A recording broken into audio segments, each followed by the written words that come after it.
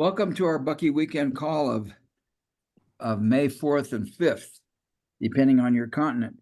We're continuing our reading of, in fact, this could be our last week to finish the book before the appendices start, which will put us on a new track. But we're just coming up on the end of this book. So we're going to start on page 338, 337 is where we're going to start. So right towards, really close to the appendices. So Richard, how are you feeling this evening, and what do you anticipate what are you anticipating from this call today? Well, feeling pretty good. Was as I was mentioning, a World Weaver session this morning, and the primary focus, of course, was on the reliving of some of our colleagues' ancestral history, and the fact that our two adult daughters are in England right now, searching out more contacts that we had discovered last year. So I guess I'm looking forward to both the connection back to Fuller's work and the going forward with his thoughts and ideas. And I know last week, I think it was last week that I shared the chronophile, so it's also my connection to the Fuller's sort of ancestral ride through his journey in life. So, Anne, how are you feeling, and what's your expectations for today? Yeah, glad to be able to make the meeting for sure. And yes, looking forward to seeing what the last few pages are like for Critical Path. I have been very, very grateful to be able to go through this book with our whole Bucky group, right? The meetings every Sunday. So it's so much that I've gotten out of it. But the Critical Path itself, I think, has got so much. He kind of pulled together quite a few things from his previous books, yeah, and so much clarity from things that were just kind of hovering in the air as separate pieces. So I'm really, really grateful to be able to get to the end, and it seemed like such a task, because the book was so thick, right? But now that we're nearing the end, it's like, wow. So yeah. And Steve, how do you feel, and what would you like to take away today? Well, I'm excited to be here. I'm still, my mind is blown about Bucky's floating cities. That if you build a sphere, the bigger the sphere, the more pressure is outside the sphere that is in the sphere. So the sphere tends to be buoyant and float in the atmosphere. That blows my mind.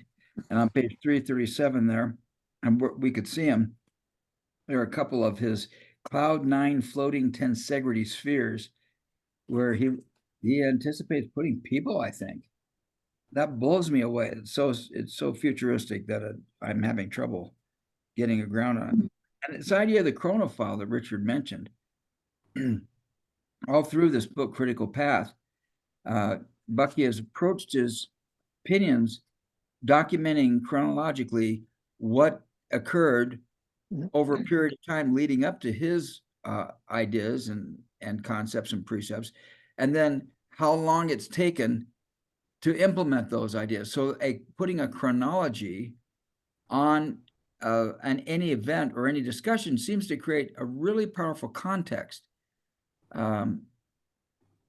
If I had an idea and you had an idea, and I discovered that my idea had been reviewed in 3400 BC, and your idea was reviewed and popularized in 1200 AD, and here we are sitting here in 2000 AD, I think that would give a perspective about where that thought came from and what the context is.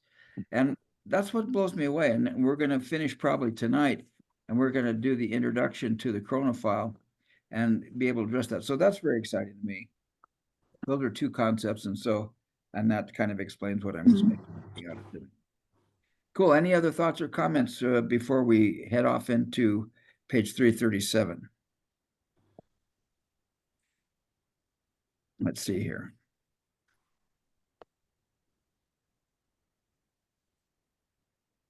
Okay, good.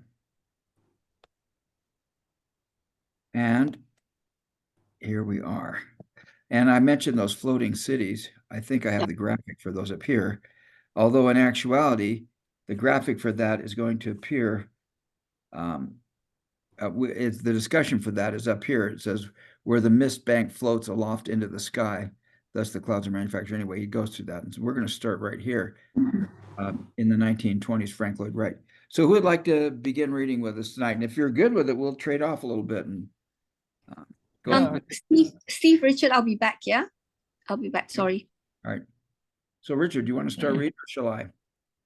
No, I can start here. In the 1920s, Lloyd Wright made a drawing of a mile-high tower building. Engineering feasibility studies were never made. In 1966, I was contracted by a Japanese patron, Matsutaro Shoriki, owner of the Nippon Television Network Corporation, to undertake a design feasibility study for a 12,250-foot observation tower, which was to overtop the height of Mount Fuji on the island of Honshu. In view of the fact that at the time the world's tallest building was the Empire State Building at 1,472 feet, 1,472 feet, including TV towers, and the tallest man-made structure was the 2,000-foot TV transmission tower, a mere 1/6 the proposed tower's height. Totally new for humanity consideration necessarily came into play. Our tightly phrased, detailed engineering report contained 10,000 words. The patrons... Sorry. It's okay, I've got the book here too. Oh, good. The patrons' given budgetable limit for the project was $300 million. The feasibility study showed that a 12,250-foot tower that performed all the functions desired by the tower's patrons could be met by present technology, but not at the $3 million figure. The study therefore also included critical details covering the construction of an engineering and function-satisfying tower of 8,000 feet, which could be produced for $300 million. The study showed that there was nothing that presently operative technology could not cope with, even at the 12,250-foot Mount Fuji height. Almost all objectionable features of the 12,250-foot tower were eliminated at the 8,000-foot height. Such formidable safe working assumptions had to be adopted as that of icing 1 foot thick covering the tower's entire surface, wind loadings of 250 miles per hour winds, allowances for ice dropping into protected areas, and unitary 5-story high air compression and decompression elevators in order to accommodate pay-for-itself observatory traffic, etc. A section of the report even covered helicopter rescue operations from the observation section at the top should the elevator fail. With all human beings furnished with their personal automatic computer programming chips containing credit cards, the computers will be making it clear that all humanity will be able to employ their along the street side controlled slot machine like travel program and ticket dispensers to get themselves from any part of the world to any other part of the world in the shortest possible time. The world computers will keep track of all available air travel passenger spaces in all directions. The airlines will operate on a load shuffle and shuttle special designation pallet basis.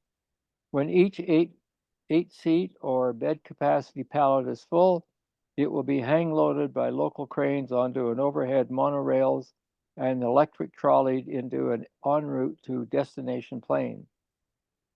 The destination programmed 8-place pallets will be overhead monorail electrical trolley loaded aboard through each plane's tail.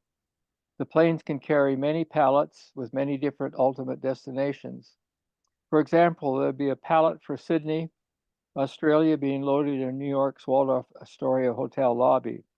When it is full, the computer will have its overhead monorail to the first overseas plane going most directly towards Sydney, say to Mexico City. At Mexico City, it will be computer overhead trolley transferred to a plane for Papeete, Tahiti, in the Society Islands, and thence into another plane leaving in a short space of time from Papeete directly to Sydney. At each world airport, the computers will resort the variously designated pallets, sending them forward in the most efficient manner. The pallets will be computer shuttled, sorted in and out of the planes through the plane's hinged open tails and continually rerouted to their ultimate destination in the computer-determined swiftest manner. The pallets themselves will accommodate all the passengers' luggage inside the floor truss space below the passenger seats. Passengers will never be separated from their luggage. On arrival at destination, their pallet will take them downtown to their destination hotel. There will be a variety of pallet designs. All the pallets for long-distance multi-hour flights will have all their seats convertible by elevation into comfortable full-length beds. Travelers can even start their trips in a pallet in the lobby of their hotel. The pallet will be overhead trolleyed into a truck, thus to produce in effect a small bus. Pallets will be loaded into trucks through their tails by overhead trolley rails. Because the world-around computer system is continually rerouting its pallets to adjust for unexpected delays, there will be no way of planning to hijack a plane from within a pallet. Wow, that's Yeah. sounds like a FedEx of people. Yeah. Let's pause just for a second. Because he talks about this Tokyo Tower, and there are the diagrams. There's the Eiffel Tower down here. And so it's relative size. The thing was going to be 12,000 feet tall, but they decided to lower it down to 8,000 feet. And this is it compared to the Eiffel Tower. Tension roof guys, housing, sky deck, offices, etc., and a stadium. He really liked stadiums, didn't he? Yeah. He had a stadium in everything he was doing. And then here's another drawing. This is the Tokyo Tower.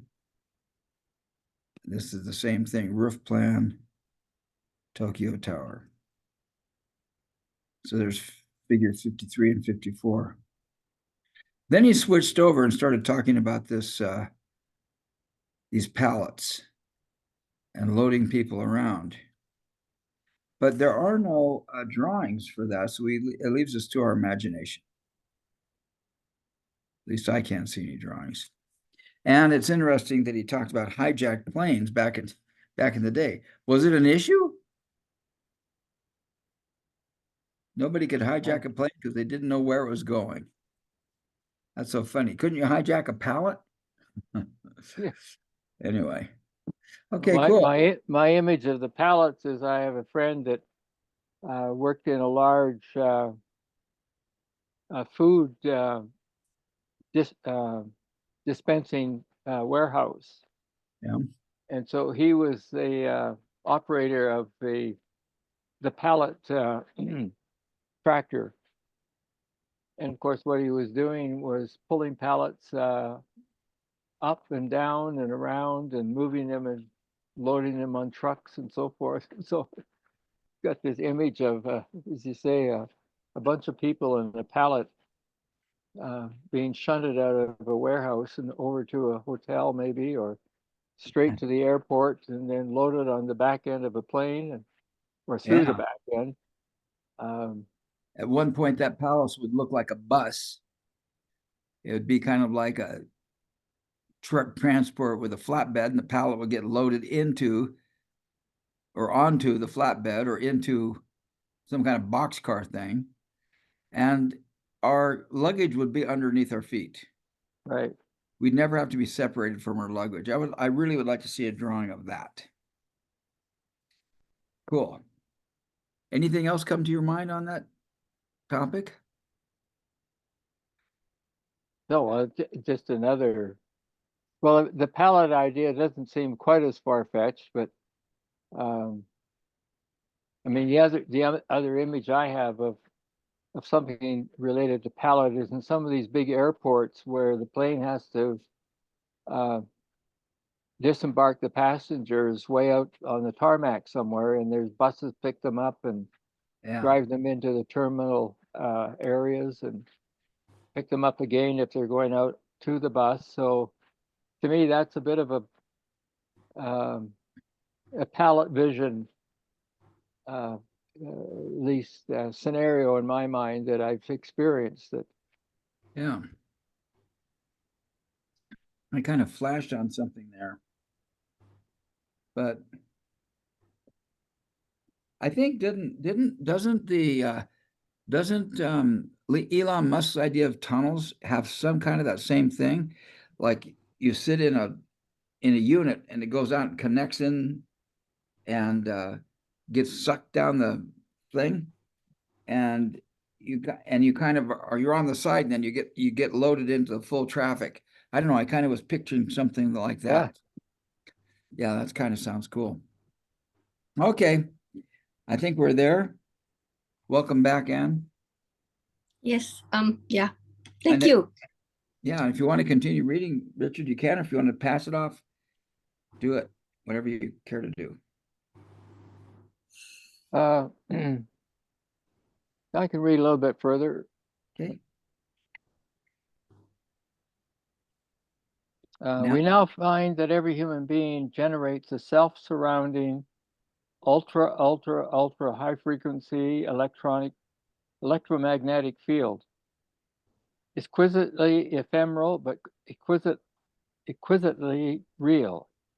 Each individual's field alternates between positive and negative. When an individual is feeling predominantly negative mentally, the field is negative and vice versa.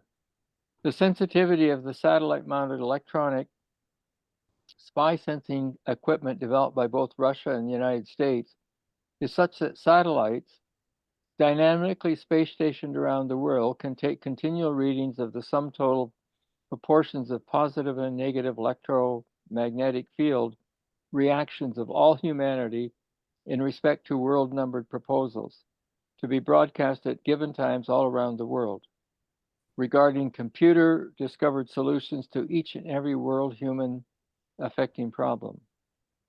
The computer will make it quite possible to continually confront humanity via the electronic media with its own world, non-political, professionally trained, and examination qualified management successfully evolved human problem solution proposals. With adequate time to get the world informed of each of the non-political professional world management committee specific computer-derived problem solution proposals at specific world around time readouts will be broadcast reporting the world's majority's disposition toward any one proposed solution. All humanity can keep track of the changing disposition of the majority of all humanity and how many are positive or negative in respect to any world around simultaneously periodical presentation of any given proposition. After a proposition has been exposed for a given period of days and a 75% majority is attained, the Professional Management World Committee will be authorized to put the proposition into the world around industrial production and service. Thus will begin the world's first real tamper and corruption-proof democracy. Humanity will make mistakes, but the minority, knowing that this is the first true democracy, will often go along spontaneously with the majority, knowing that if it develops, the majority has made a bad judgment. Negative readings will swiftly occur at society as society discovers that it's chosen the wrong course. Norbert Weiner's and Claude Shannon's cybernetic feedbacks, which implement their information theory, will swiftly and progressively correct the decisions and thereby the historical course of world-around citizenry evolution. Very swiftly, all humanity will learn to think about total Earth, total humanity, and total accumulated knowledge, total resources, etc., and will begin to make some powerful omni-humanity, omni-universe considerate decisions. When a 51% majority shows that humanity now regrets the previous decision, the World Management Committee will propose a means of correcting the course, and the foregoing processes will be repeated. Wow. That's some idea of utopian. democracy. Yeah. And you know how many people are not conscious of the negative energy they have about stuff. So they really think one thing, but they feel something else. Yeah, it'd be interesting to see if it, I mean, my own experience right now with 75% has to do with bylaw changes in condo properties, and it's Yeah. next to impossible to get. Yeah. I've also, through my daughter's experience in working with a First Nations organization in British Columbia, and they were a non-treaty organization, and they wanted to, finally put their own constitution together. And so they had an overall group, and then they had about 6 small sort of tribal units that were all part of it.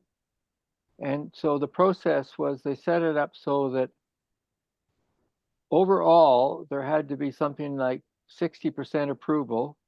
And then in each of the tribal units, there had to be the same 60% approval. And it fell apart. They couldn't do it. And so I really wonder whether, when you think of 9 billion people voting, if everybody was voting, what it would take to get 75%. Wow. And the other one, that in terms of getting 51% to reverse the decision, is interesting, because in Robert's Rules of Order and Parliamentary Procedure, there is the strategy of moving to reconsider a motion. And that strategy is based on the principle that how does that work now? You have to be voting, you have to have voted on the prevailing side in order for you to come back and say, I move reconsideration. So it takes a lot of strategic thinking, if you're against the motion, to decide that in order to get at a reconsideration, I'm going to have to vote for the motion. And that's a lot of strategic sort of thinking that has to be at a level of confidence that I think he's trusting would happen. But so it's interesting, the 75% factor that plays itself out today in bylaw changes and in constitutional changes as well. And the US Senate is a good example in terms of those issues that require a 60% majority, and how hard it is to get that majority at that level. Yeah. Yeah. In fact, I think the New York Times or Fresh Air or somebody, there's a podcast that just came out on the fact that the founding fathers were white males and wanted to make sure that white males didn't lose their status. That's why they had the landowner thing. That's why they gave slaves the 4/5 or some kind of 3/5 vote for, or when they were creating, and when considering populations, slaves weren't whole people. They were, I think, the 3/5 of that, so that it would take, that many more slaves to equal one person, but it gave the slave states more representation in Congress. And just how that whole thing worked, it's mind-blowing. And here's Bucky so full of hope that people would actually know what they feel and could come to some consensus, and that when 51% of the majority shows that humanity, when 51% of humanity shows that they regret the previous decision, the World Management Committee will propose a means of correcting the course. Wow, this is great science fiction. Yeah. Yeah, I also have problems with voting, yeah. As in, yes, we want a majority. The problem also is that we get stuck in the past because of the majority. Yeah. And so that's what happened with a lot of Bucky's ideas and his inventions and his the universal principle thing that he's been driving, because that's not what the rest of the world sees, and therefore they will not vote that way.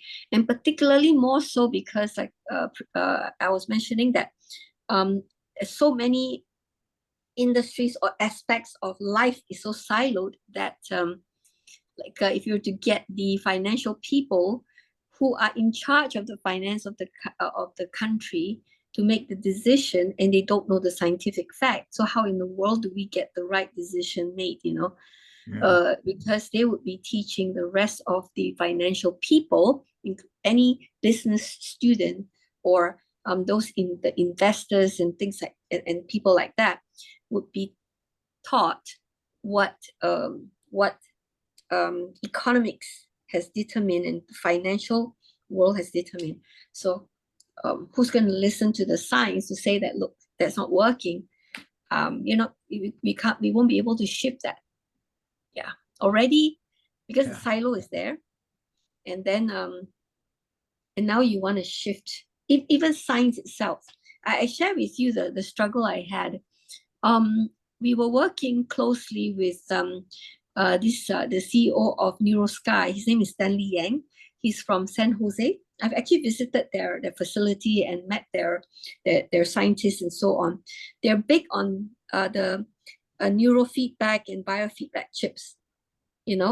So biofeedback for a lot of the devices, the digital devices that measure our health, from blood pressure to all sorts. They even came up with a device to measure blood glucose level without pricking for blood. You don't have to prick for blood. Yeah. And that one started off with, they were messing around, and somebody came up with this bright idea. Shall we test out a device so that we can, when we go and buy apples, we can gauge the sugar level in there, whether it's sweet or not, without having to before you buy it. It started with that. When they found out it worked, they decided to test it against the skin, human. And so they did every time they tested against the person, they also have to prick, to get blood, so that to have the data, right, in order to prove it. So but where I'm going with it is, so he's got this neurofeedback and biofeedback chips. The neurofeedback chips, they created this MindWave mobile, where you can actually measure, and it's measuring. It's not about inputting anything. It's about measuring, and that you can literally exercise different parts of your brain, and it measures.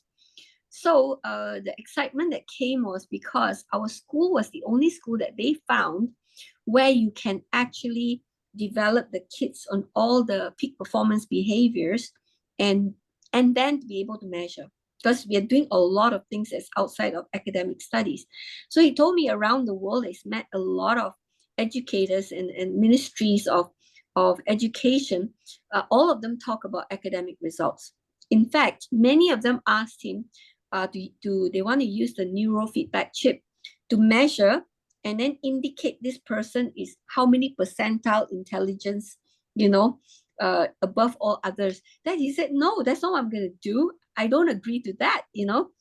It's about getting people to be able to exercise their brains and so on. So what happened back in Malaysia was that we wanted to use, I was very keen to use the devices, and it's safe for children, because they have it in the Star Wars toys to control floating a ball and so on.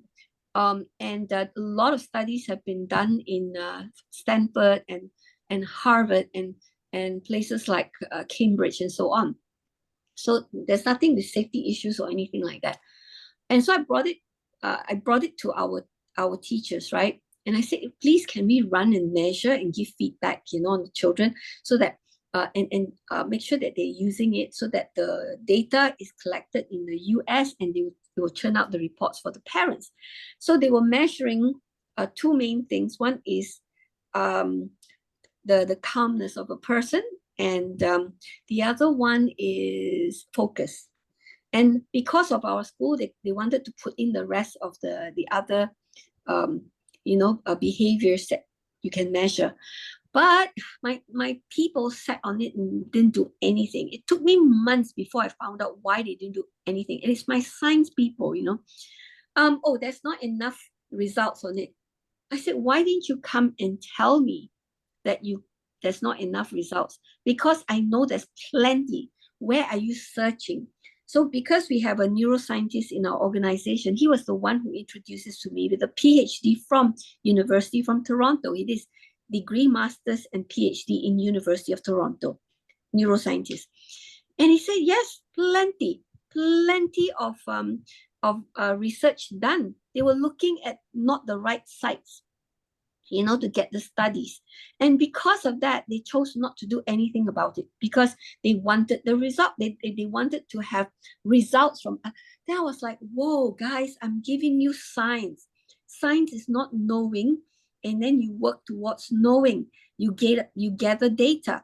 So they wanted to do the Asian way of doing science, which is that you get results. I want already everything confirmed, results. Science is about discovery. It's about collecting data. It's about observation. It's about hypothesis. They wanted certainty before they would move. I was like, whoa, you have no idea what real science is, guys. And education did such a great job on them that only upon certainty, because in Malaysia, in Asia, you have to rote learn results. You have to know the answers from the books. You have to know the experiments. The hypothesis is memorized stuff, how the whole evidence came about and all that. So the hypothesis is there, but you don't do your own hypothesis. That is, so those are the people that we're dealing with, And so how do they're going to be making the decisions not to do stuff collectively when new things come along. You can't move. You literally can't move. And that was my personal experience with my own people. Even though when I sat down with them, I took them through the whole thing, guys. This is your chance to be part of science. It is about discovery. Let's get the discovery. Let's get the data, All right. Safety, everything is already done, but it's very limited what they could do with it. But our school could open up a lot more research, and for them to put in more measurements. And my people my science team just completely let the whole thing down. Right. Yeah. In psychology, I think that's called passive aggressive. Yes, you're right. They're aggressive by doing absolutely nothing. Yeah. Anyway, I got the devices with me. We bought about 70 over, and it's sitting there because my people don't want to do anything. But last weekend, on Friday, I met up. One of the parents wanted this rhythmic gymnast coach to speak to me, because he felt that we had similar energy. So when I sat down, I told her, I said, okay, I like what she's trying to do. She's really grown the kids in the highest level possible.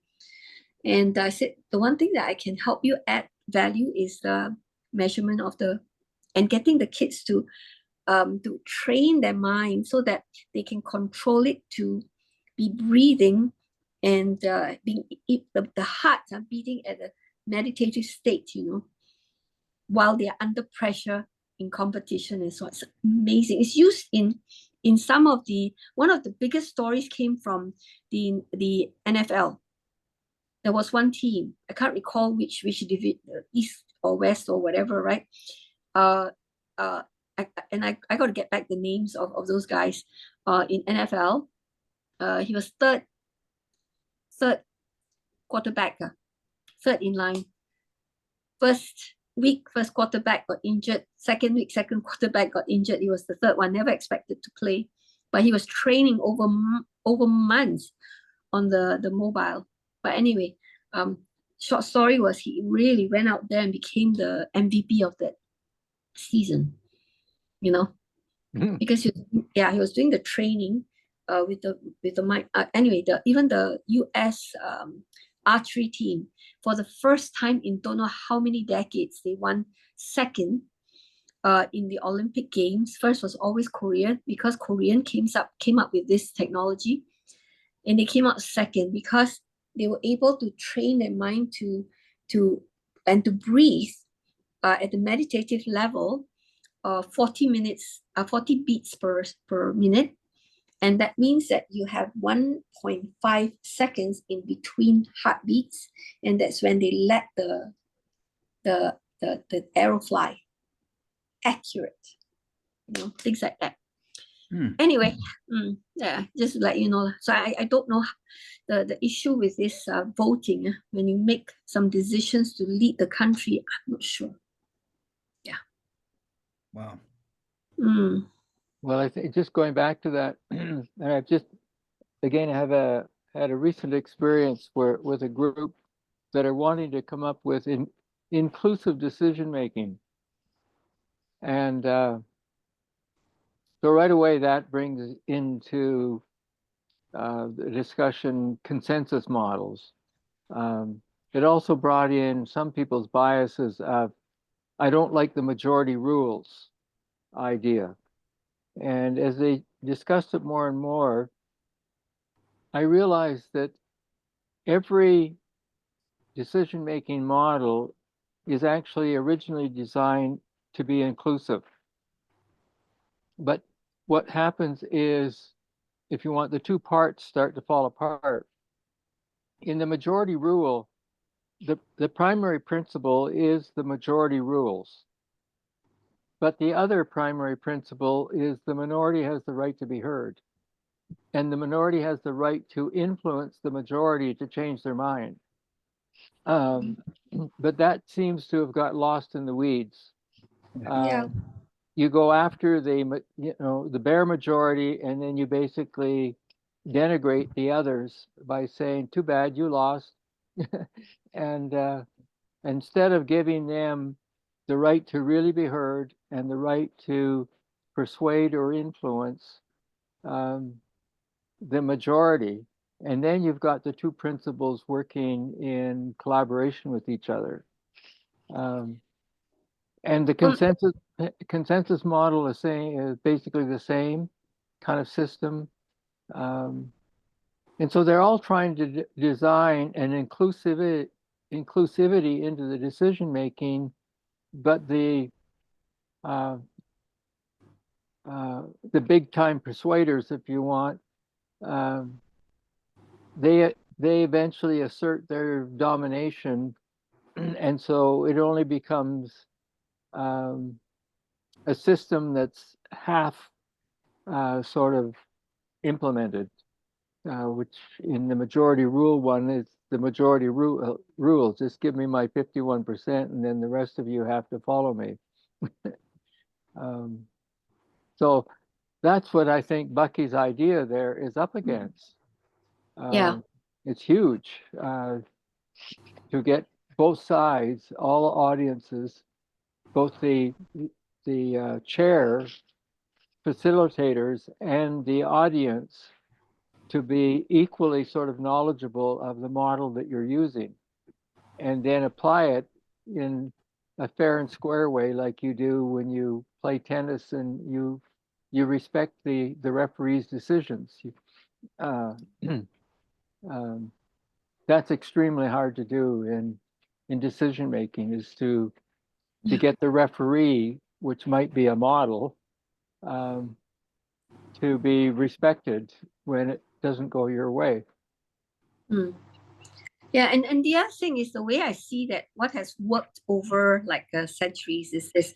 It's like a collectively a small group get together because there's something that they believe in, or they created something, and you get what they call the early adopters.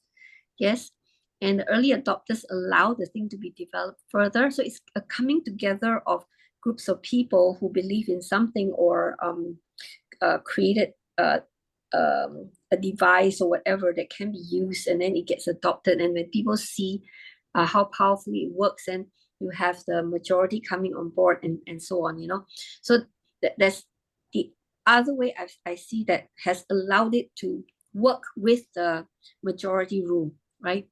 And one last thing that we have to also deal with, because this morning, I don't know what it was I was watching, the whole idea of neural rigidity came in,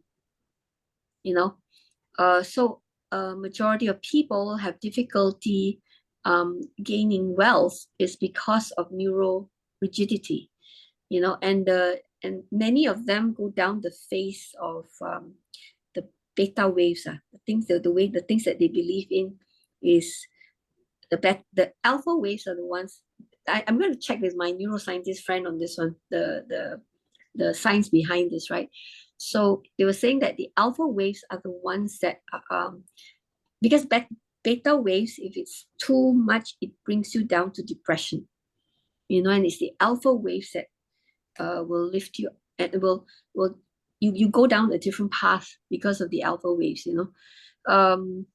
Something about the law of attraction, it doesn't work on everybody because there is this neural rigidity and this whole idea of beta waves and alpha waves, which one is going on in our head. So I'm going to check it. I've done a little study on it. The beta waves are the conscious waves where their decision making going on and be faulted. In alpha brainwave, this is where meditation comes in, prayer, fasting. People in alpha, which is the strongest brainwave frequency, tend to make better decisions, and that's one of the things you're talking about. So okay, they were the alpha were the strongest brainwaves. They were first discovered, and they were discovered in meditators and people who were fasting and prayerfully. Then beta is the second thing, which most people, they make decisions and they can get confused in beta, but alpha tends to be more stable. Now you can check with your neuroscientist guy. I'd love to see the science on that. Yeah. So there's all these things we have to contend with, and yeah.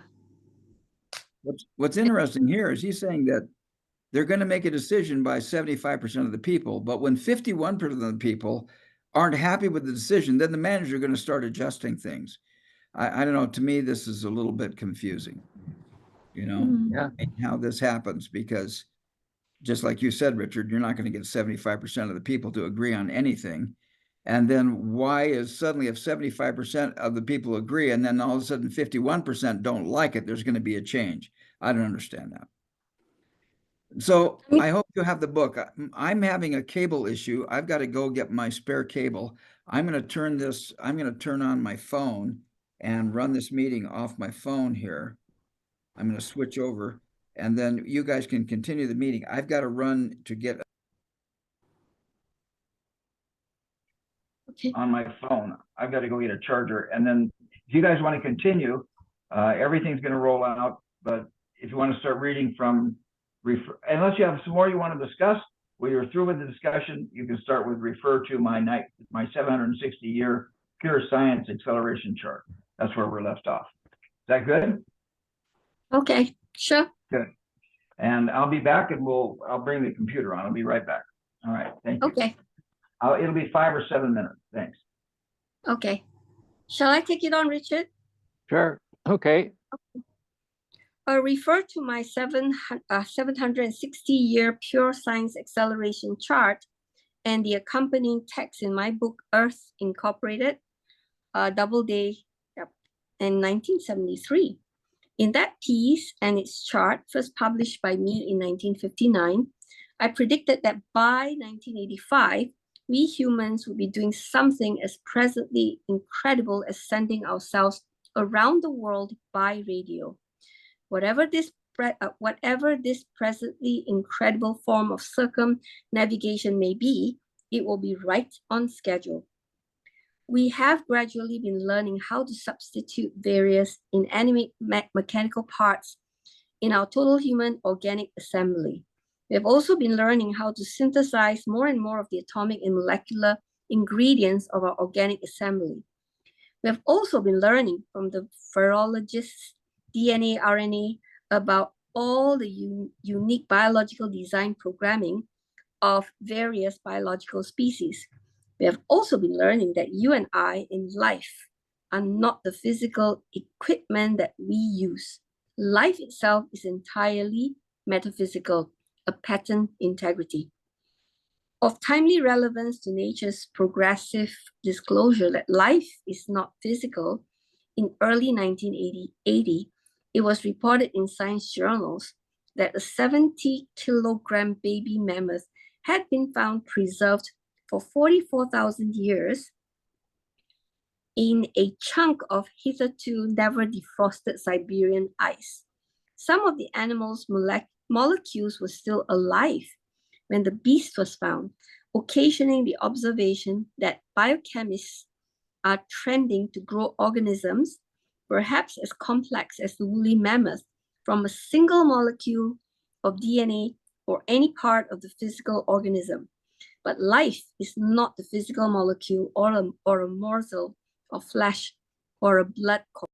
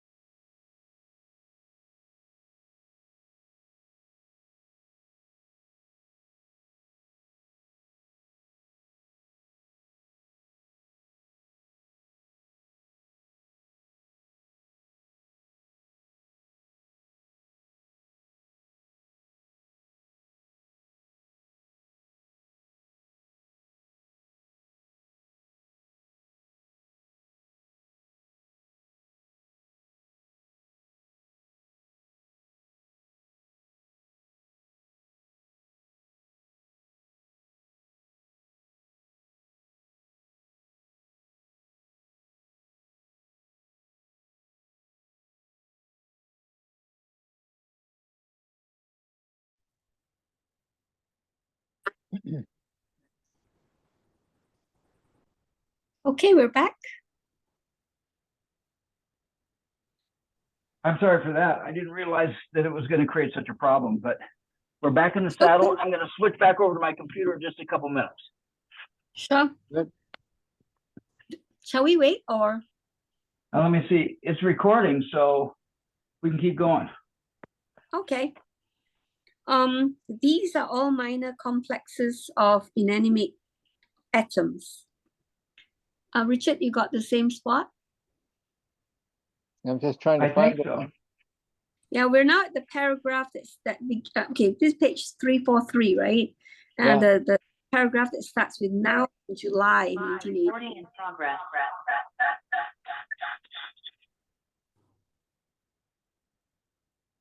Which one does it start with? Now in July 1980. Oh, right, yeah.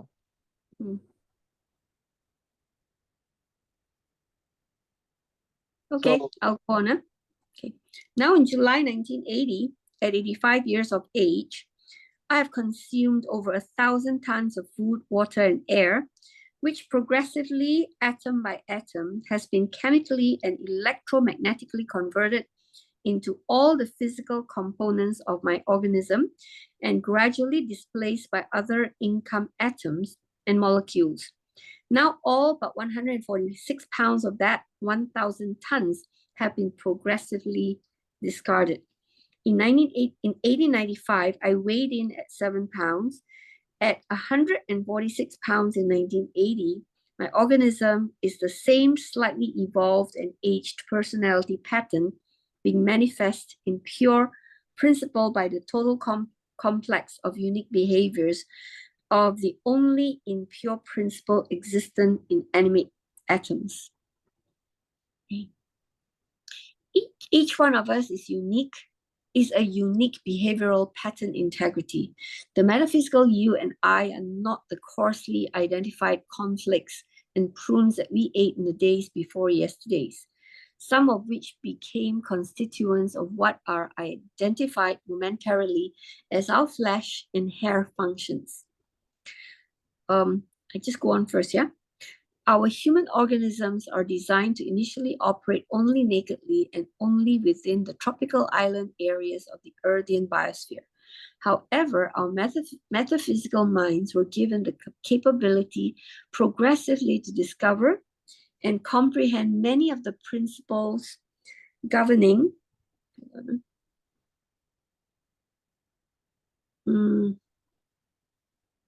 okay, sorry.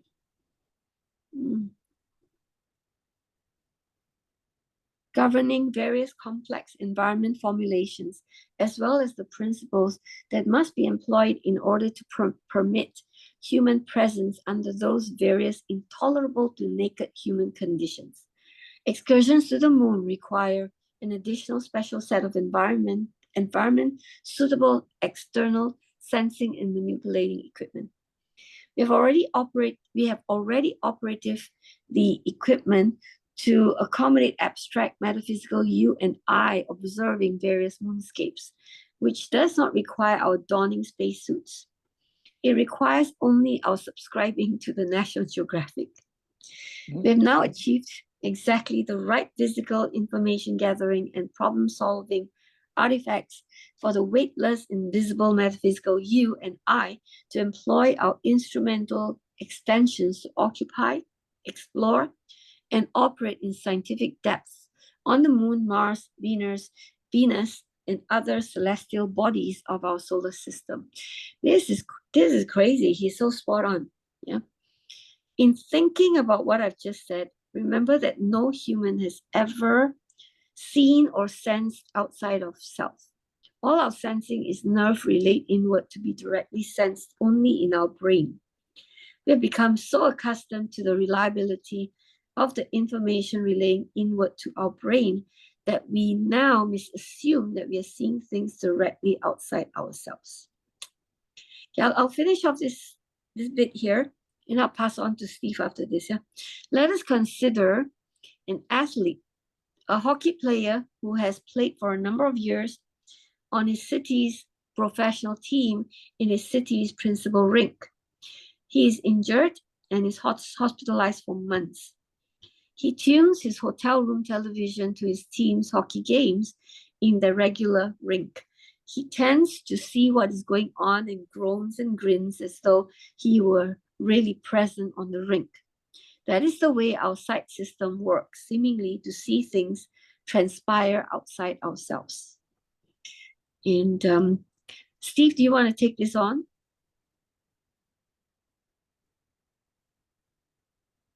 Okay, I'll continue then. We noted earlier that all living organisms other than humans have special integral organic equipment that gives, oops, sorry.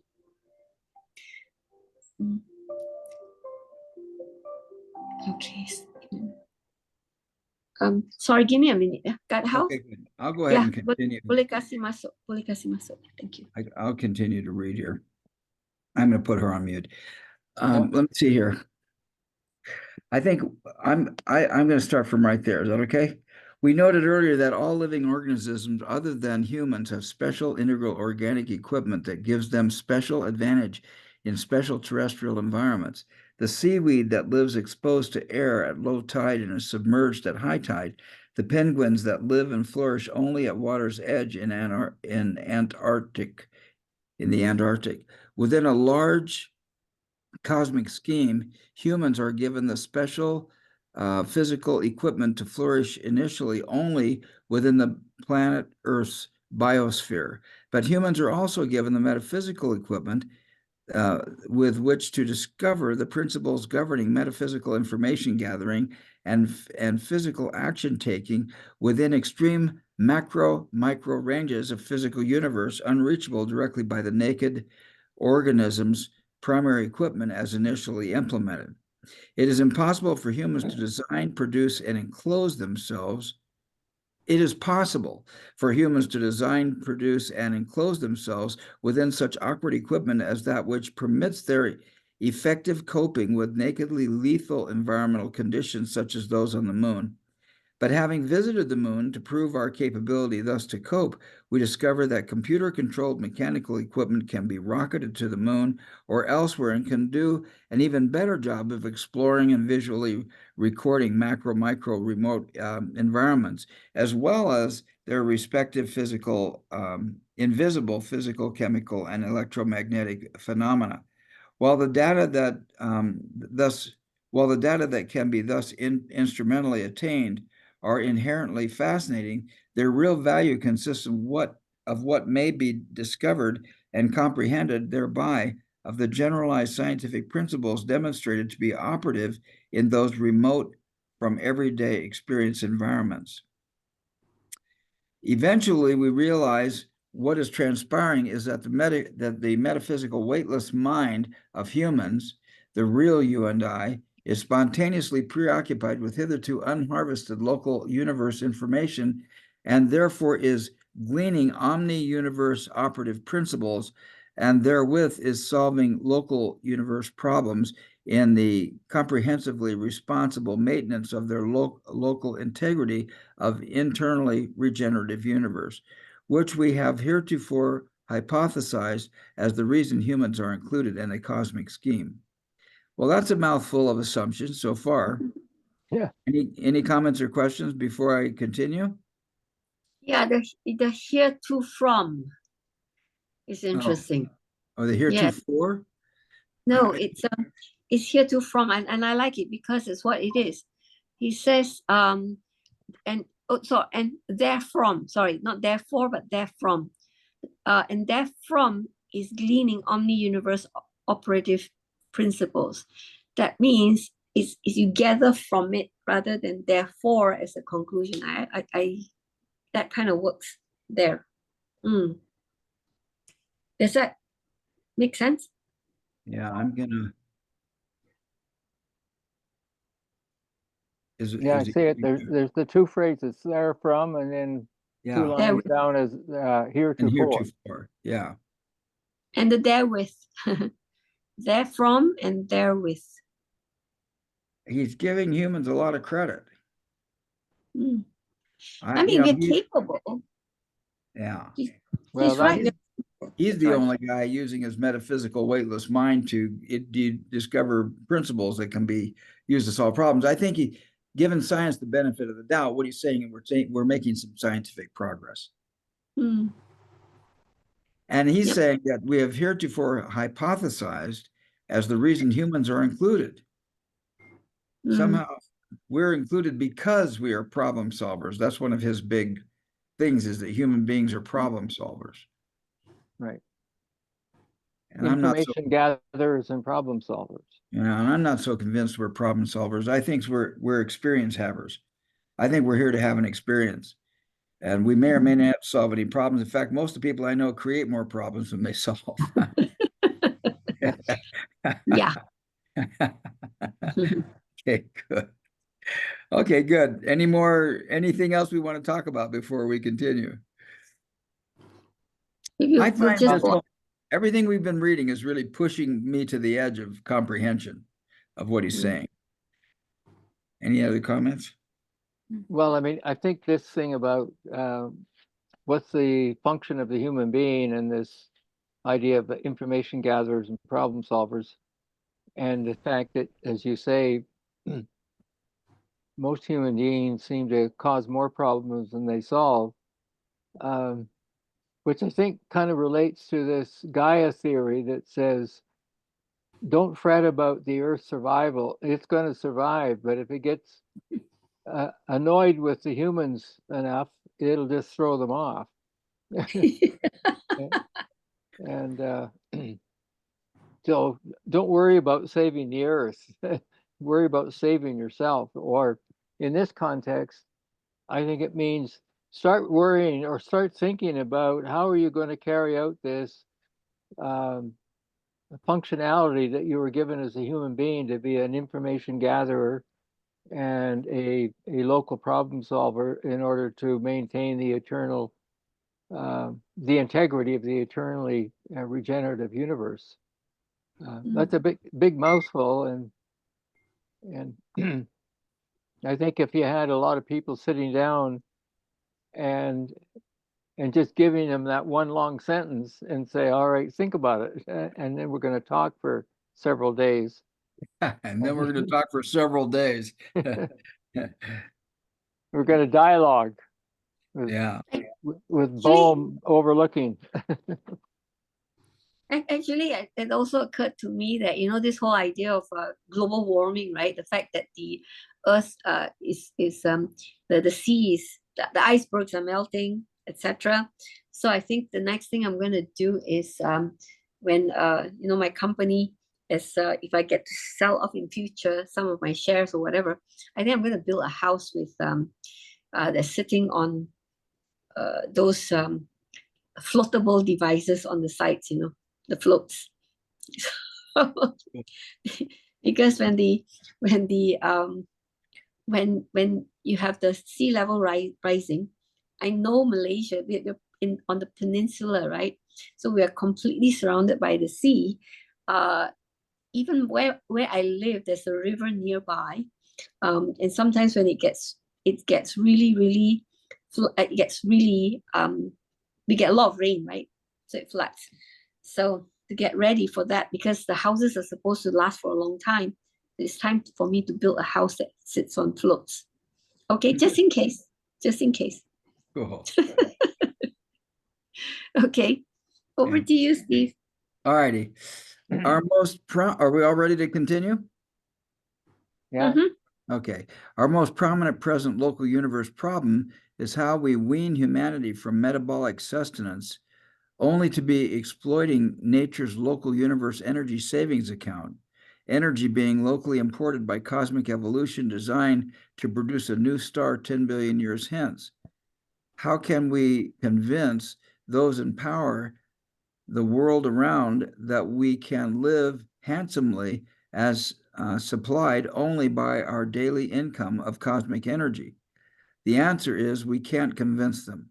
Only the cosmic wisdom manifest is inexorable evolution can cope inexorable evolution can cope with such matters. When I was 27 years of age, Earthian humanity knew only one galaxy, our own.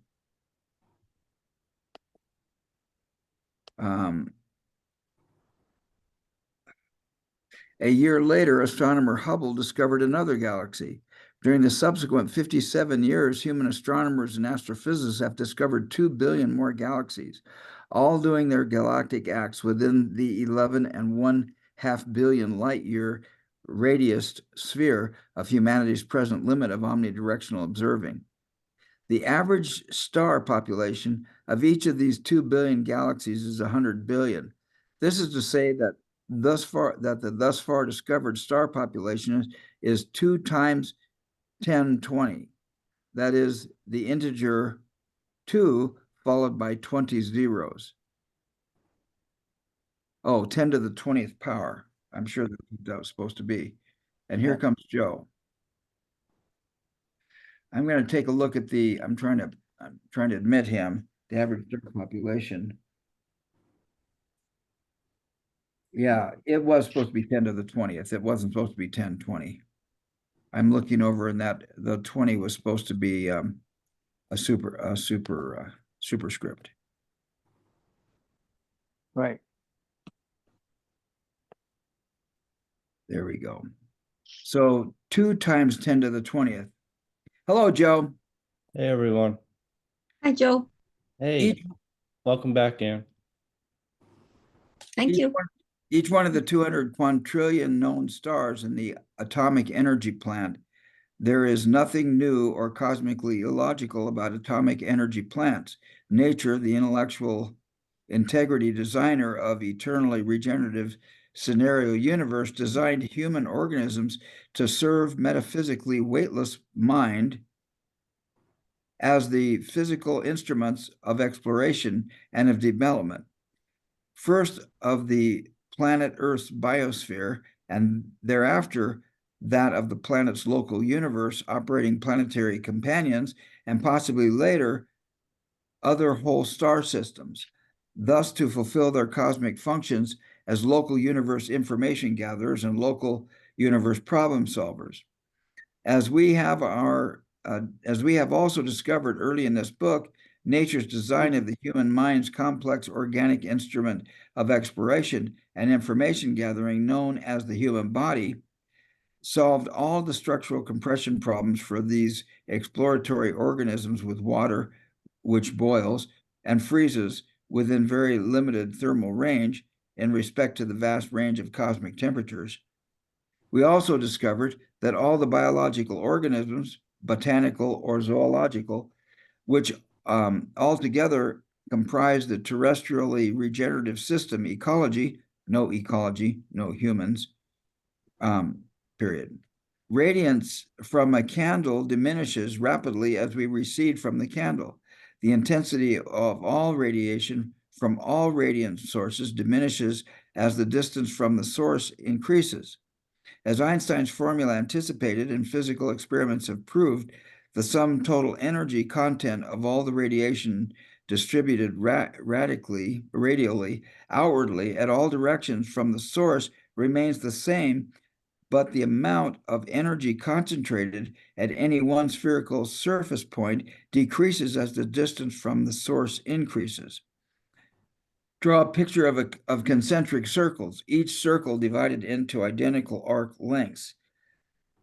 Further out we go, more arcs of the same length are required to constitute the greater circles.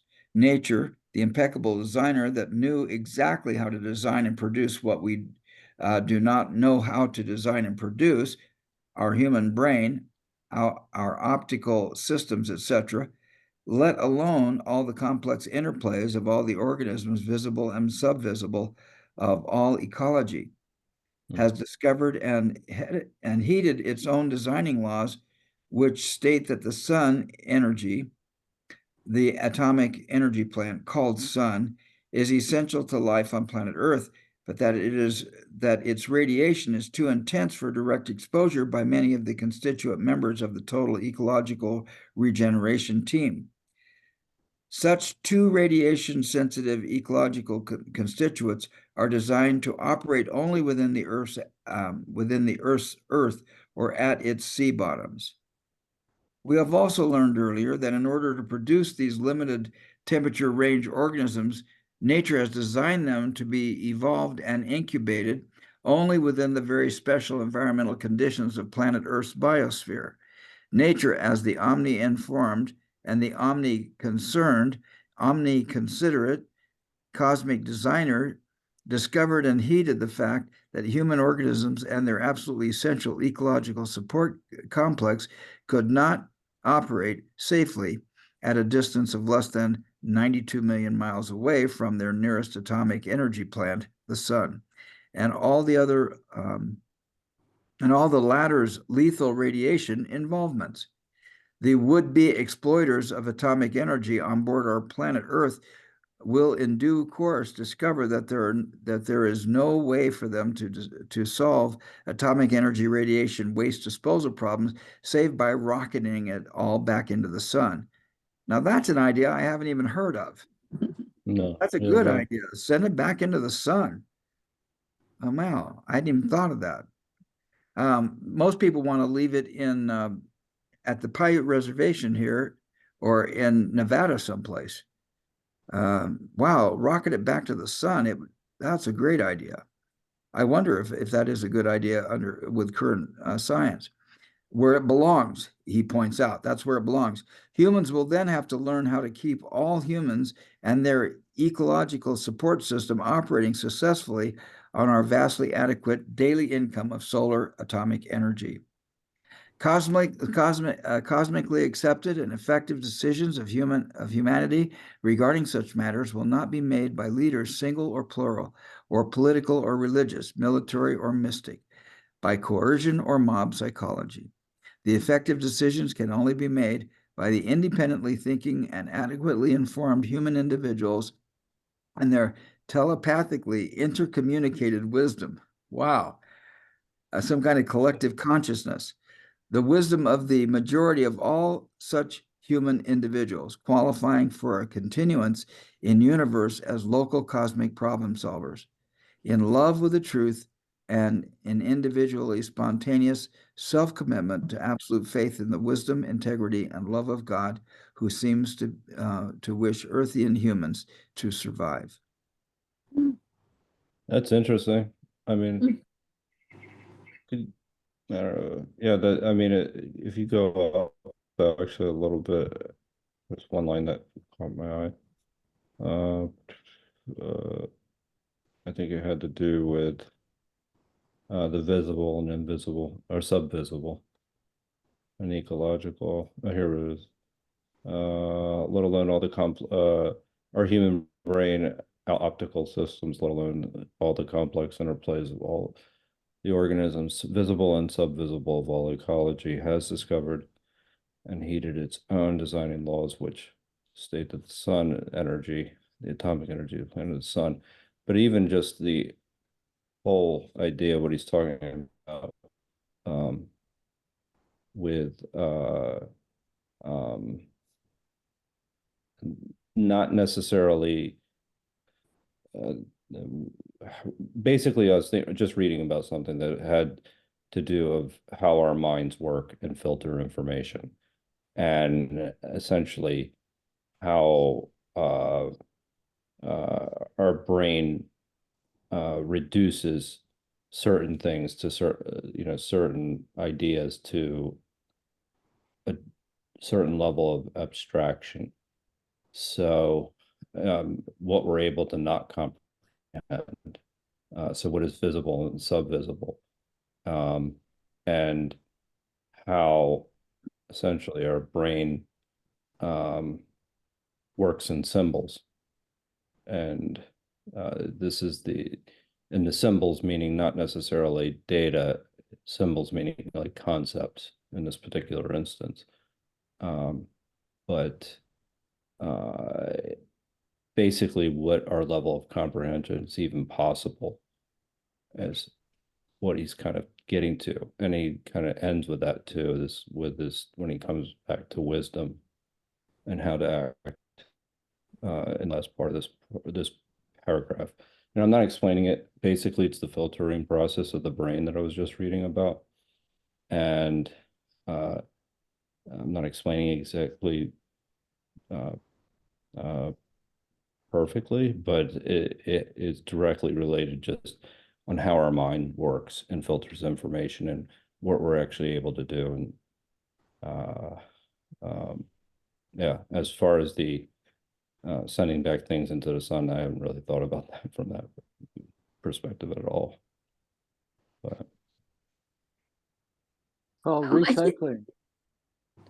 Yeah, for me, I think whatever needs to be tossed back to the sun is a leftover. Yes, we got to figure out what to do with it, you know. that's true. I'm It's sure- pollution. Hmm. Boy, that's what Bucky would refer to as pollution. I think that there are many things that we have that used to be considered poisonous, right? There have been uses found for them.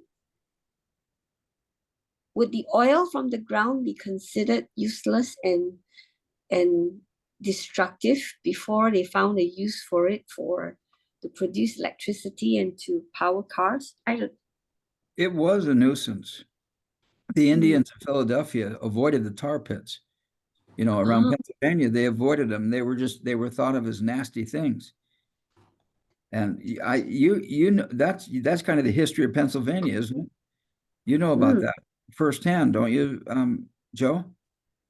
Yeah, no, I got to be honest. I don't know much about tar pits.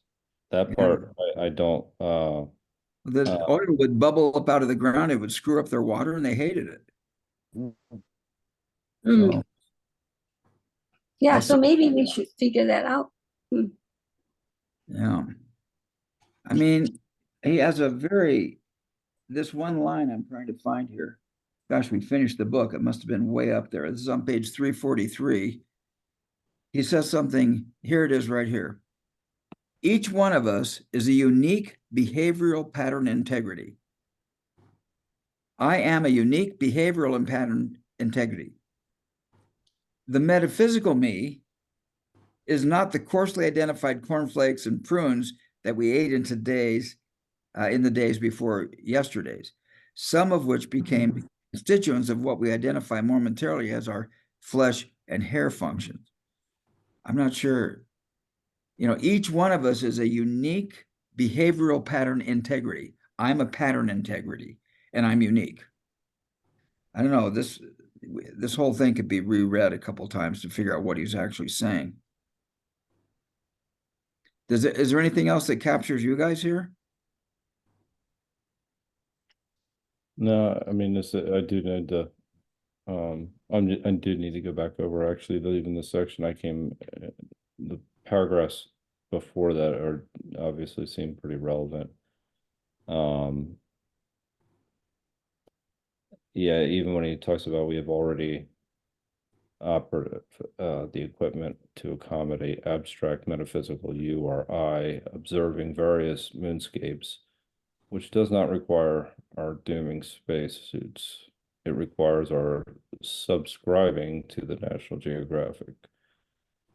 We now have achieved exactly the right physical information gathering and problem solving artifacts for the weightless, invisible, metaphysical you and I to employ our instrumental extensions to occupy, explore, operate in scientific depth on the moon, Mars, Venus, and other celestial bodies in our systems. Are you reading the screen or are you just reading on your own there? I'm reading it on my own. Oh, okay, good. Because I'm sitting here trying to find out where you're reading. I do remember that part. I do remember reading that part though. Yes. Yeah, it's really it's just I don't know how far in word it would be, but it's not very far up. I think you just passed it actually. Yeah.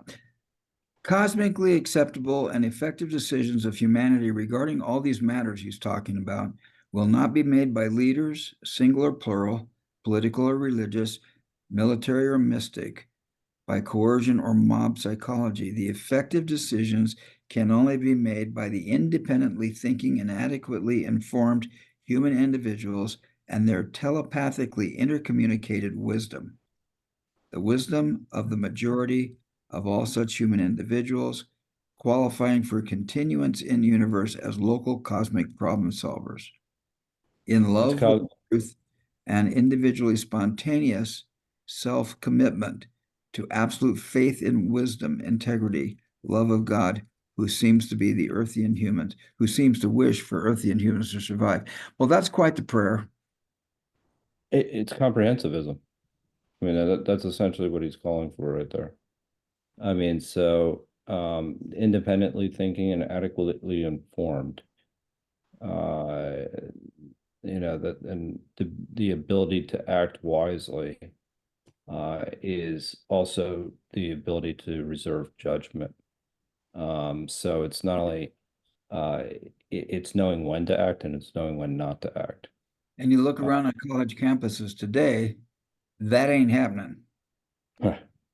Yeah, well, I think that's the thing that, to me, it's rather interesting in terms of the emphasis he's putting on independence. And so much of what he talks about has to do with what I call codependence or co-independence, I guess, which translates into the word interdependence. And in terms of this idea of unity as plural and so forth, I really don't understand why he's putting so much emphasis on independent thinking, because I don't think it really happens. I think that there's a reason for that. I mean, because I think he's countering the specialist perspective where it's very narrow-minded and we're basically just trained to do a particular task and not necessarily taught to think independently. So we were almost like a manufacturing line, so that I know, but that's what I'm having trouble with, because the dialogue, Bohemian dialogue, talks about the idea you bring you bring independent thinking ideas into dialogue with each other to emerge something that neither one by themselves could have. But it just seems to me that independence, because of its history with the idea of everything is independent in space and time, against the idea that everything is interdependent in space and time. So I just don't quite follow why he's putting that kind of emphasis on independence.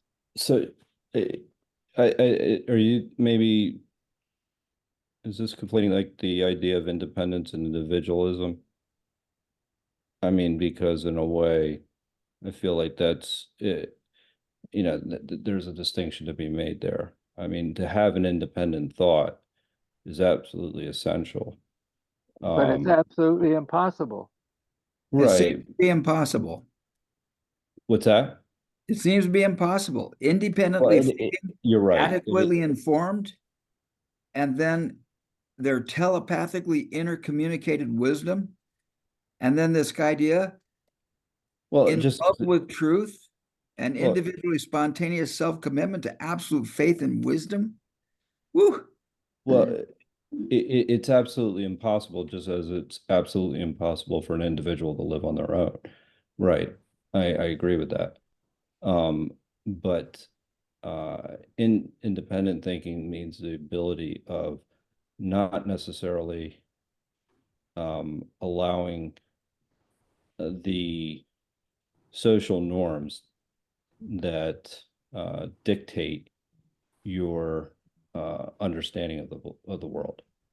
And so the ability to kind of step outside of but that's all about then the idea that you can have observer objectivity and you can have that kind of non-influence on your environment, or in this way, the reverse of that is that you can actually hold your culture and the environment around you at an arm's length, so you can do your independent thinking. Now, that's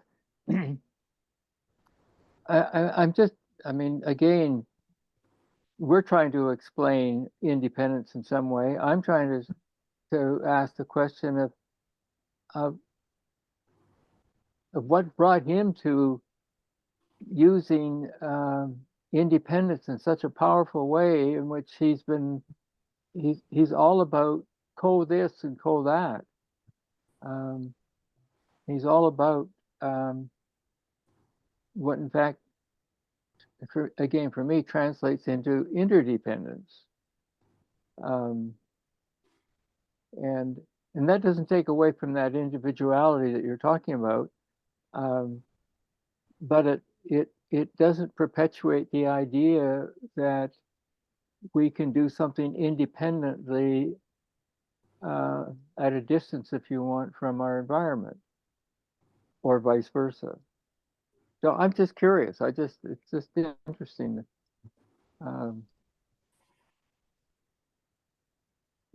You know, this idea of individually spontaneous self-commitment to absolute faith and wisdom, integrity, and love of God. You know, I've heard that if you put a bunch of beans in a jar and you ask 1,000 people to guess the number of beans in the jar, that you can statistically those combined guesses will statistically be very close to the actual numbers of beans in the jar. Have you heard about that experiment? No. I've heard about it, but I don't know the details. Yeah. I haven't paid that much attention to it, but I've heard something along that line. Yeah. Yeah. So here's the individually spontaneous self-commitment to absolute faith and wisdom. You know, this is independent thinking, adequately informed. Wow, what the hell does that mean? I mean, how do you become adequately informed in our environment today? Geez.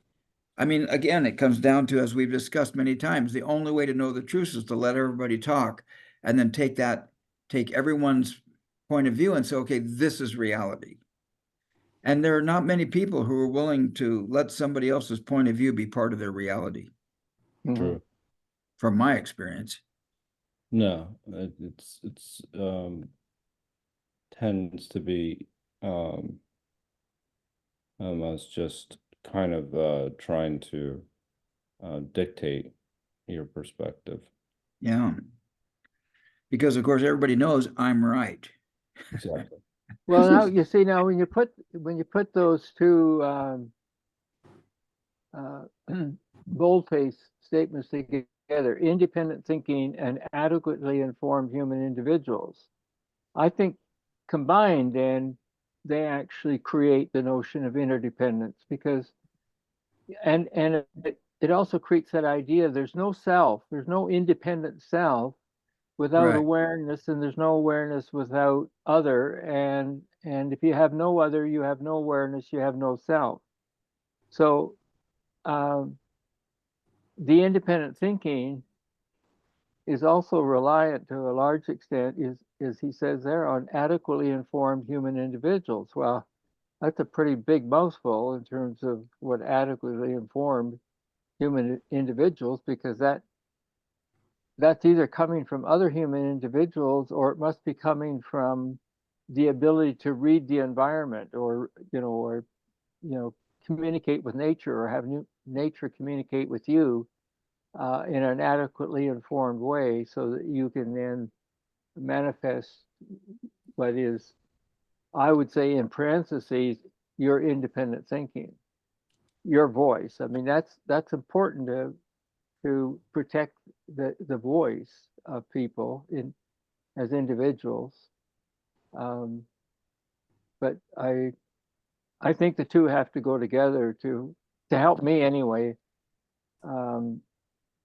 understand my idea of interdependence is what exists more so than what we used to think in terms of independence in space and time. We're interdependent in space and time, is what I've come, and this goes back to our previous discussions on ontology and epistemology and that sort of thing. Yeah. I mean, it gets into some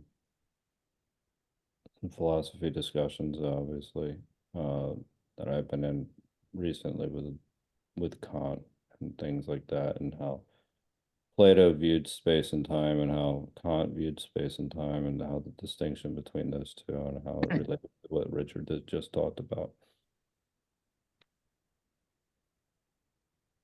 Well, we've How completed. how things exist inside space and time. Yeah, and the interdependence between those objects. But he's also talking about consciousness there to a certain degree. Well, we've finished the book. Yeah. Yes. It starts up with the appendix next. And I think that we should at least read the introduction to the appendix 1. So this sets up and we're getting close to the edge of tonight anyway, but this is only 3 or 4 paragraphs long. And then he begins the actual table begins of the discovery. So we've got about a page here to read. Let's do that. Joe, you haven't read yet, but I want you to be able to benefit from just being able to listen too. So do you want to read, Joe, or you want to pass it on to somebody else? I'll read. Chronology of scientific discoveries and artifacts, or appendix when I missed that. When I published 9 Chains to the Moon, I was doing research for Phelps Dodge Company. Let me look at this a little bit more closely here. As a copper company, they were eager to have a history of scientific inventions in relation to copper. I was given a team of 5th-year engineering students from Columbia University to compile a history of inventions. This team, consisting of metallurgical, electrical, civil, Metallurgical, yeah, metallurgical, yeah. and mechanical engineers did their research for me in 1936. Heretofore, all such listings of inventions and discoveries had been warped in favor of this country, or that in regards to the place or date of origin of each of the listed inventions. Using their information of their branches of science as typical New Yorkers with forebears from around the world, they were able to select the true origins of inventions. This list was published in 9 Chains to the Moon in 1938. In the intervening 44 years, an enormous amount of inventing and discoveries has taken place. In the last decade, an accelerating increase in the number of inventions and scientific discoveries has occurred. For example, during the intervening 44 years, our knowledge of humans in universe has been extended from 50,000 years of existence to 3.5 million. Our knowledge of the number of galaxies has increased from 2 to over 2 billion. Earlier in Critical Path, I pointed out that in order for humans to get to the moon and safely back, a very large number of technological developments had to be accomplished. None of them would have been accomplished had not there been the previous artifact developments of all human history. We felt it appropriate, page 348, we felt it appropriate to again review the number, dates, and origins of the sources of which last technological critical path developments had been predicted. I feel it appropriate to compile our own latest chronology because the many published chronologies of scientific and engineering history have lacked many of the items we consider critical and have included many we have not considered critical. The table begins. Okay, well, that's kind of, then we look at the table. If you look at the book, I haven't spent the time to marginate the table the way that it is appropriate, because I wasn't sure what did we want to do with this. At first, I was thinking, well, it's just a table of facts, and that's just kind of tedious detail. But as we've been discussing, the chronophile can be really helpful, in terms of kind of getting a perspective on the context for different inventions. So I haven't organized this very well here, and we're getting close to the end of tonight's call. And I can get this organized. I can do screenshots or do something that will do better than a pasted text for us to read. Is there any discussion on the introduction here to this thing? And what about if you have your own copy of the book, do we want to go through the chrono file? What do we want to do next? I would like to go through that. I mean, that's my personal, only because I know that I've recently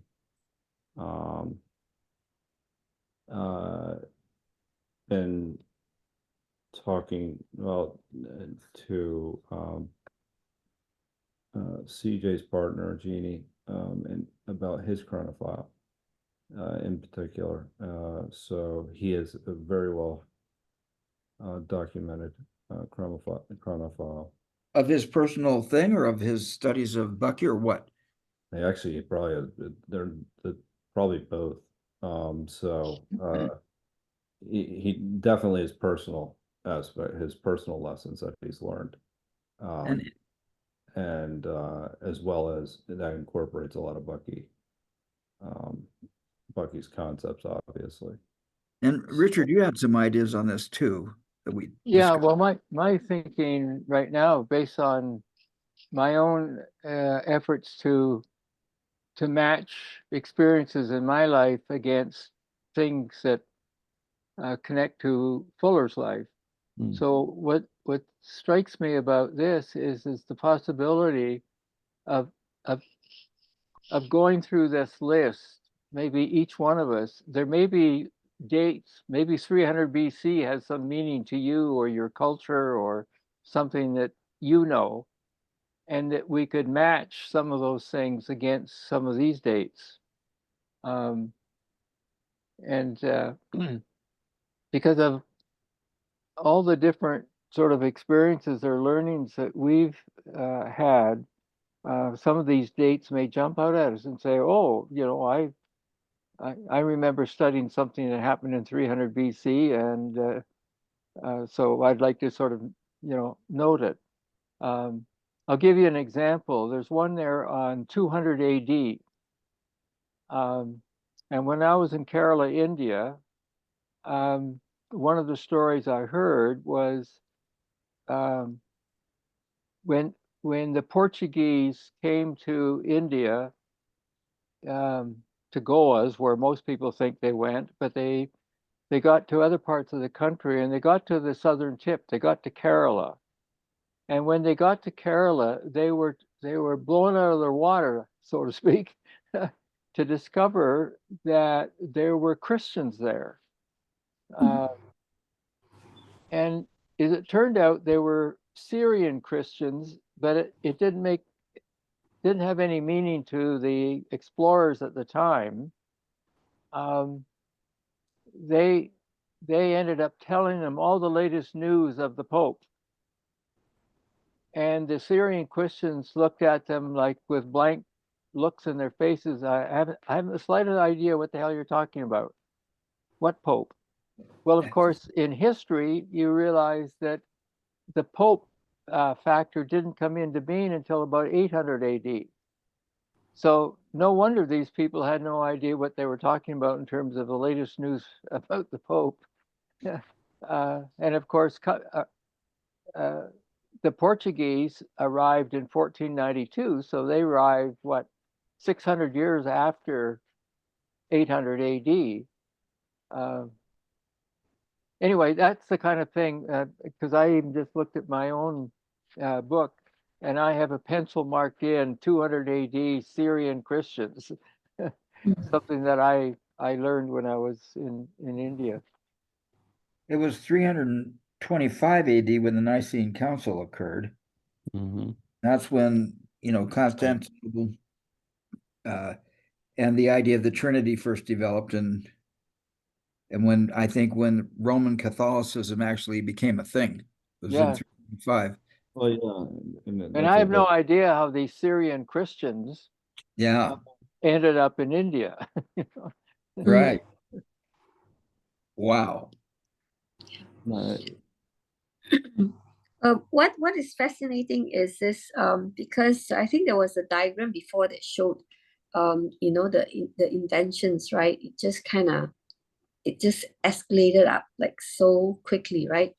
So I was flipping through the pages. So page 1, the inventions listed encompasses 3,000 years, right? So as you go on later in the book, 1 century covers pages. By the time it came to the 20th century, it was already covering multiple pages. So you just imagine 21st century, what it looks like and so on, right? So I thought that was really, I would love to go through and see what came out. But and the fact that first page is, on one page, it covered 3,000 years. But later on is, later on, just, oh my God. Even the second page itself, it covers like 700 years, not 3,000. Yeah. Right. Yeah. Times the third page, it's still about, no, that one's about 1,000 years from BC to AD. Mm-hmm. Yeah. By the time you get to the 5th page, I think it's about a few hundred years, 600 years. And it just is fascinating. This, and by the time it's page 352, it's covering, overlapping 2 centuries. And it just gets so pretty cool to just Yeah. Okay. Like through for that. example, I picked out 2 more for me. In 1492, he talks about the Moors being driven from Spain, but 1492 in the colonist sense now, 1492 is when we have the papal discovery documents that have given the right to these explorers to declare the land theirs. The If discovery they do, doctrine you're talking about? Hmm? Discovery doctrine? Yeah, that's what he said. Yeah. Okay. the paper, there was 2 of them. And then in 1497, Henry VII did the same thing that gave the Hudson's Bay Company and whatnot the rights to own North America. And then in 1550, it says the first known suspension bridge in Europe. So I'm saying, wow, the tensegrity principles are already operating way back in 1550. So that's why I was making my suggestion that we could each go through and pick out things that kind of relate to something we know or something that we've learned or something that connects to one of those dates that he didn't write down or his team didn't write down. But Yeah. I might want to write down. Yeah, like Malaysian history literally started only in 15 something. Yeah. We don't know, we don't learn anything before that, and our history lessons begin 15 something. So Do your traditions have any history of Malaysia before that time? Certainly you do, right? Nope. No, really, huh? All our history books start from there. Yeah. You don't have Later on, don't have it. So you don't No, have a Graham Hancock. You don't have a Graham Hancock guy who's been around there discovering pyramids and artifacts in Malaysia, huh? Oh, we do have some discoveries, but this is like over the past 30 years, I would say. I think there was one archaeological dig. They found some human, like the civilization, or maybe a couple of thousand years ago. And there's something else, but then it was really far and few in between. But literally, our history began 15 something. I got you. yeah, and then here, for example, 1522 is Magellan's voyage around the world. Right. So I wonder if he ever, if he touched base in Malaysia as an example. Bartholomew Diaz was the one who landed in Malaysia, Ah, not Magellan. It was Bartholomew Diaz. Yes, I remember faintly Diaz as a history dude. And Yeah. like, Is there a date on that? I got to check 15 something. And I think also because they went around the Cape of Good Hope, right? So the trade was back and forth to Europe, and so there's a tie with Cape Town because there's a Malay community there from the Malayan Peninsula, which is our region. And you go there, it's one of the tourist areas. Yeah, Manu would know that particular area. Mm. I think what Richard is suggesting that we just bring what history facts we know to bear Yeah. and stick them in this outline. Yes. So Love if you had some numbers on that Malaysian dig that's 2,000 years old, we'd stick it in the timeline over here. So along with Babylonian, we'd have your dig going along there. The Babylonians 2,000 whatever. Mhm. Well, I think that would be fun. I mean, like he doesn't mention Buddha here in 625 or 650 BC. You know, Yeah. that's not brought up here. And I think that has something to do with the evolution of the metaphysical part of humanity anyway. Yeah. So why don't Sure. we do that for next time? We'll start out. This could require some homework. I mean, gee, I could spend an hour and find some. I want to do some Graham Hancock stuff because we could put Atlantis in here. You know? Do you want to set the number of pages so we can go backwards and then, because otherwise it's a lot of pages. There are a lot of pages, but my thought would be just start on page 348 and just start going down through each year and just add what we know that occurred in that year or make sure nothing got skipped. Mm. But maybe there's another way to do it, Anne. I'm open for whatever. Yeah, like what we did with cosmometry, we just say, okay, next 10 pages or something, or 8 pages or 5. Then we spend time going through that. Then we just Well, I mean, there could be quite a bit inserted between, I don't know, between 4,000 BC and 3,000 BC. Maybe we don't know much then, but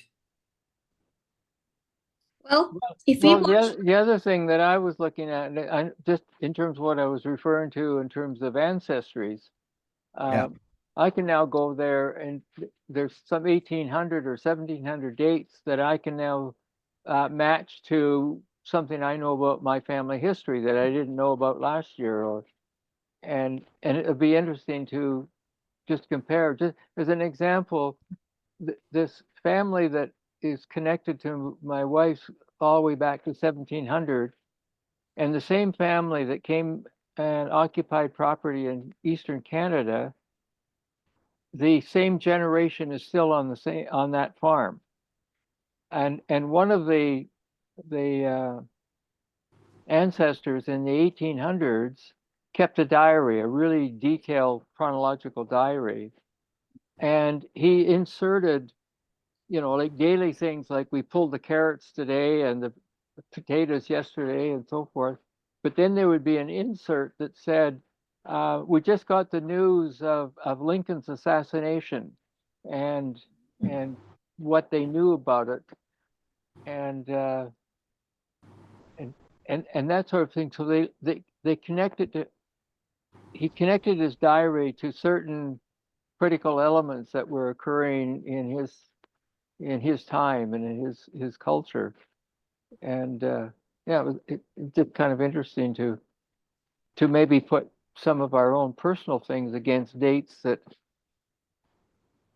come up. Might have to do with our ancestors, or as you say, comes up with Malaysia didn't exist before 1500. I could also get you information as to the black magic, the things that happened with our ex-prime minister and his wife. The wife, deals with black magic. So there's a whole documentary on that. Netflix.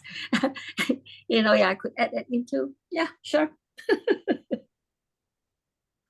well, I notice he has the Titanic here, 1912, and the Cusworths, my family, my mother's family left England and were going to get on the Titanic, but the tickets were too hot, expensive. I think I've shared this with you before. Yep. So my great grandfather chose a cheaper boat and went out the next year instead of on the Titanic. I mean, we can have that in there. Customer survived because he was a cheapskate. Right? Yeah. Love it. So, yeah, I'm happy to do that. And if somebody has an idea and wants to conduct this part of the thing, I'm happy to yield. My idea would just be to start at the beginning and go down and say, okay, we'll read each one of these things. And if you have something to add in, we'll just pause and add it in. I mean, that would be the way to do it, I think, unless somebody else has a better idea. Yeah, I like it. I like it. All right, Yeah. cool. Yeah. Okay, so that's what's that, Richard? No, Somebody started to say something? Okay, cool. Well, that's what we'll do next week then. We'll just start with the chronology. I'll go through and do screenshots, and then we'll figure out, or maybe I'll figure out if I can format that thing. It's kind of difficult pulling it off a PDF, but I might be able to get a scanner that can do it differently, and then we can just add things in as we go. That'll be fun. So Richard, how are you feeling, and what are your takeaways today? well, I feel complete. Whenever you finish a book of this size, Yeah. you've got to feel complete. And my takeaway is the opportunity to extend this chronophile idea and matching it with names or dates that are familiar to each of us against something that he had compiled with his chronological team. Yeah, I think it's. I mean, even I'm just picking this date out of the blue right now, but this 1774 date that we discovered last year about one of our family ancestors, it would be amazing that, if I write down something about that in 1774, and then all of a sudden one of you has something that you know about that happened in 774. It almost gives you the feeling that we've known each other for a long time. Yeah. Cool. Okay. You want to pass it on, or are you complete? Oh, I'm sorry. Yeah, I'm complete. I'll pass it on, Dan. And what are you feeling and wanting to take away, or what are you taking away from today's dialogue? Yes, I got a few, because you talk about completion, right? And I realized this is one of those books where we have a new beginning next week.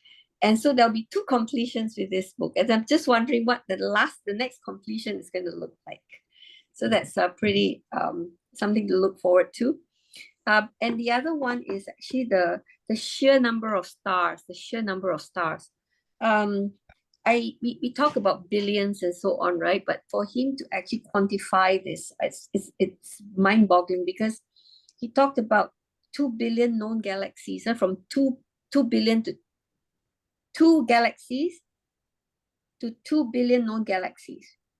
And he says each galaxy has an average of 100 billion star populations. So when he multiplied it, it's 200 quintillion known stars. Right. And the other thing is that so the thing is this is all within the known 11.5 billion light year radius, of the what is humanity's present limit. So I'm just waiting. There must be something beyond that, right? So what does that even look like? Yeah. It cannot be empty space beyond that, right? Or there's walls. There's no boundary there. So it'd be pretty, I don't know whether within my lifetime there'll be that extra discovery of go beyond that present limit of omnidirectional observing. Yeah. So that's what I got out of that, and looking forward to our going through I've never ever looked at looking at chronological events in the manner that Richard, you are suggesting. So really looking forward to that. So yes, Joe, how do you feel, and what is your takeaway today? I feel great, but I was a little bit late. My main takeaway is actually I'm really digging this chronophile idea as well. I mean, I just saw where Fuller was talking about the Dymaxion car and the FM, what was it, the FM station at that time. My grandfather was actually, you know, very much he was a car dealer. One of the he sold Model Ts and was in the car business, and then and leveraged that into an FM radio station.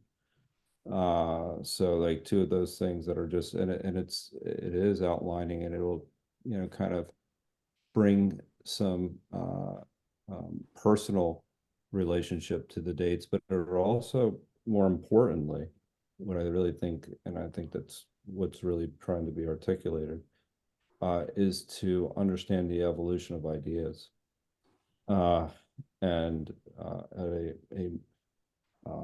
going through that and hearing about people's personal experiences as well, understanding of those dates. I think that's going to be very valuable. So I'm very much excited about that. Yeah, no, and my takeaway is just, I'm going to, you know, look back over these past couple of pages, because actually, in a way, there was a deep discussion, I think, around how the understanding of the self and independent thought, as well as how the self relates to others, and I think that there's I know that I'm reading a book that actually is going over this exact topic. So having Fuller's perspective on that would be helpful on a number of different levels, because, you know, obviously he talks about consciousness and, you know, continuously, but one of the things that I've been looking to do is relate consciousness as far as some of the work that you know, CJ that has done when he's talking about collaborating for comprehensivity, about how our experiences are strange loops. This idea how our stories actually relate to one another, and I'm thinking about that in terms of his work, and obviously his work is directly related to Fuller's work. So that last paragraph was actually very important. There's also the part that I tried to explain was about how our mind filters information and actually deals in different levels of abstraction, which is a really important part for me as well, in exploring some of these ideas. That's a little bit more abstract, but it was definitely one of my takeaways as well. So, Steve, how do you feel? What are you taking away from today? Well, I felt that these pages we read tonight were quite perplexing to me. I thought that we had this great discussion about his fly eye things, and then went into these floating balls, which is distressing to me. Then a tower that's supposed to be 12,000 feet tall that never got built, then was proposed to 8,000 feet. Seems to me there's a lot of incomplete ideas then. And then starting on page 342, he starts to make generalized statements about human beings, and I'm really feeling quite disoriented with all that. So I'm probably going to do what I can to read that last chapter again and see if I can come up with it. I'm really impressed with the chronophile idea. I was really impressed with it when he, towards the beginning of the book, he goes through his chronophile to kind of show, as I think, Anne, you talked about this, the metals and when metals started to be introduced, and kind of like the stages of human development, where we started to understand resources and use more advanced elements as we go in. that was amazing. But what really impressed me is that he thought his chronophile helped to give it was like his resume of like, hey, I'm giving you this book and I'm making all these statements, and here's the background. Here's what I've discovered. Here's what put me here to make these statements. And I've agreed with everything except the last page. The last pages we read tonight. It really was disoriented to me. I don't think we're human beings are problem solvers. I don't think there's very much evidence of that. And even the guys who think they're solving problems create problems because they try to tell the people who aren't solving problems they're not solving problems, and that's distressing to me. And Anne, I have a note here about your neuroscience thing with brainwaves and things like that. If you have a chance to talk with your guy and when you bring more of what you guys have been, what he's figured out and what you're sharing, I'd love to hear more about that. Okay, I'll check. Made note on that. And this idea of the chronophile, one final statement is, it seems to me if these college students, Gaza, but took a look at what's going on in Gaza from the context of the last 2,000 years of history, is 4,000 years of history, going back to Abraham and Esau, and how Abraham lived his life, and what he did with Lot, I think was his brother-in-law, and how open he was with everything. He let his brother-in-law pick the choicest ground, and yet Abraham was blessed, had crops and wealth and fields, even though he took the rottenest ground and let Lot pick all the good stuff. And it seems to me that if these college students really put a chronophile on what's going on in Gaza, it would not be so easy to I think the call would be end the suffering. It wouldn't be this one's right and that one's wrong. This is the perpetrator. There's the victim. No, it's time to end the suffering, to stop the stories, and to start being human beings, and to start having charity, and to start, as Bucky says here, to love wisdom and to love truth. Wow, I don't know where he came off with that idea, but I know of very few people who tell me they love the truth. I know a few people who discuss with me what is truth. Right. And I know that we love it. We're here saying we love the truth, and we're willing to talk about what that means. And I don't think there's enough people willing to do that. So I'm honored to be on this call with you guys and looking forward to, I just wish we'll see how much research I get done, but I'll throw a few dates in, and I'm looking forward to this. And to put a context on where we are, what was I doing when color TV got, I was into Howdy Doody. Yeah, right. That's what I was doing when TV came out. And it was black and white for me because we were too poor to have a color TV until way later. It was Howdy Doody and Peter Gunn and Cecil the Seasick Sea Serpent. Anyway, looking forward to next week. See you then. Very much looking forward. It's great to see everybody. All right. Bye-bye. Bye. Bye-bye.